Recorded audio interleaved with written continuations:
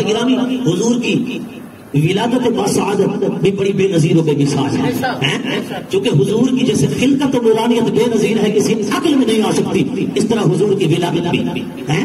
حضرت سیدنا عباس بن عبد المطلب عرض کرتے ہیں یا رسول اللہ، میں نے پگوڑے کے اندر آپ کی ایسی شان دیکھی، میں سمجھ گیا کہ آپ یا تو اللہ کے نبی ہیں یا آپ اللہ کے ولی ہیں۔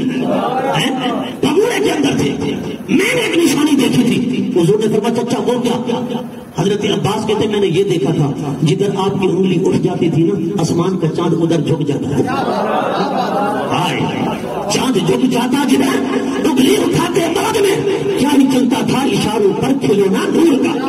میں سمجھ گیا جادوگر کا جادو زمین تک محدود رہتا ہے، آسمانوں پہ نہیں چلتا۔ جس کی انگلی کا اشارہ آسمان پہ کام کر رہا ہے کہ چاند بھی بول رہا ہے، جھک رہا ہے، لگتا ہے شہر اپنا پیغمبر ہے۔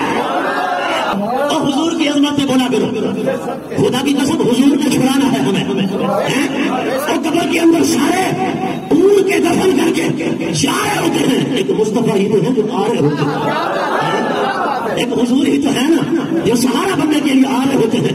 حضور نے فرمایا چچا اس سے بڑی بات بتاؤں؟ فرمایا بھتیجے بتا۔ حضور نے فرمایا چچا یہ تو پگوڑے کی بات کرتا ہے، میں اپنی اماں آمینہ کے پیٹ میں تھا، میں اپنی اماں آمینہ کے پیٹ میں تھا۔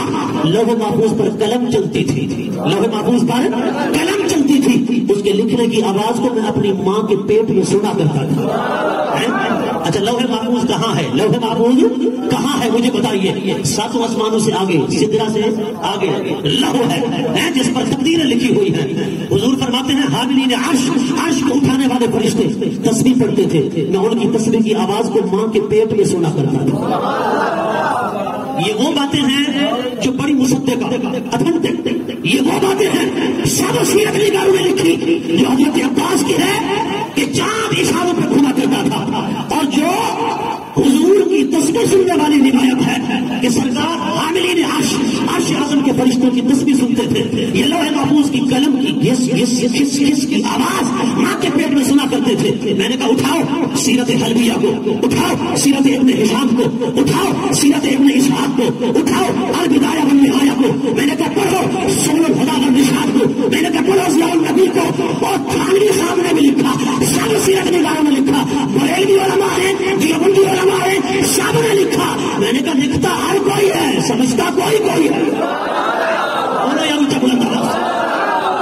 آپ کہیں گے وہ کیسے؟ لکھتا ہر کوئی ہے، سمجھتا کوئی ہے۔ میں نے کہا ذرا توجہ کر، حضور ماں کے پیٹ میں تھے، سرکار لوح محفوظ پر چلنے والی قلم کی آواز کو ماں کے پیٹ میں سنتے ہیں۔ میں نے کہا لوح محفوظ پر قلم چلتی ہے، حضور اس آواز کو سن لیتے ہیں، غلاموں کا درود و سلام نہیں سنتے؟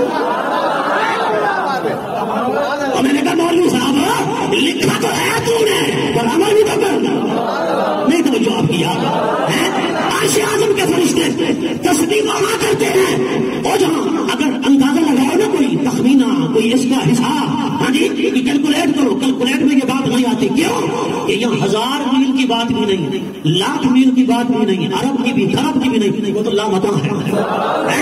وہ جب میل بھی ختم، کوہ بھی ختم، کلو میٹر بھی ختم، سب چیز ختم ہے۔ میں نے کہا